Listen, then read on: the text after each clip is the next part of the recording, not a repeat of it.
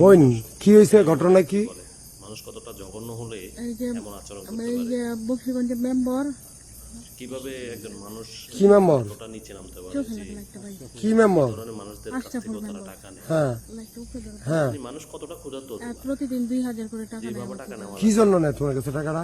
কতটা মানে নিজ এই খারাপ জঘন্য এই কাজের জন্য আমি যে এই করি। আমাদের দেশের মানুষগুলো হয়ে গেছে যে একজন তার সাথে আশা বলবে আমার সাথে তোমার সম্পর্ক কতদিন যাবত?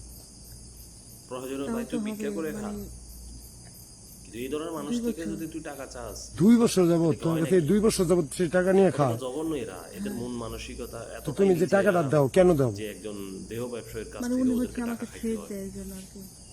কি বিষয় ঠেট মানে দেয়? এদেরকে মানে মানে অনেক একটা খাওয়ানোর মানে দরকার আছে আমাদের এদের একটা মানুষকে। একটা মানে ভিডিও আছে, এটা দেখে উনি আমার কেন মানে তোর এই থ্রেট দেয়, একটা ভয় দেখায়, এই মানুষের জন্য কাছ আর থেকে কি আমি এভাবে টাকা দিই। টাকা এই চাইতে জন্য হয়? আমি এই কাজে এখানে আইছি, মানে ওনার টাকাটা দেওয়ার এতটাই জন্য। অভাবের ভিতরে আছে যে আর একজন এই দেহ ভাইয়েরা ব্যবসায়ীর কাছ মানে থেকেও আমার আজকে বলতেছে বাঁচিয়েছে। 2000 টাকা করে দেওয়ার কে জন্য। টাকাটা বাঁচাইছে?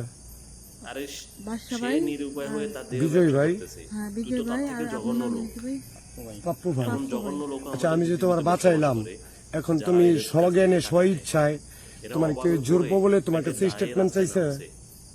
না আমাকে এটা তো কেউ- এমন তুমি কোনো যে রাস্তা জবানবন্দিটা না দিলা, যে তোমার ওরা কেউ ভয় দেখাইছে? রাস্তায় সেইগুলো করে যাচ্ছে। তোমার কাছে কি কেউ কিছু নিছে? তোরা কতটা নির্দয় হতে পারে? জুয়েল কত টাকা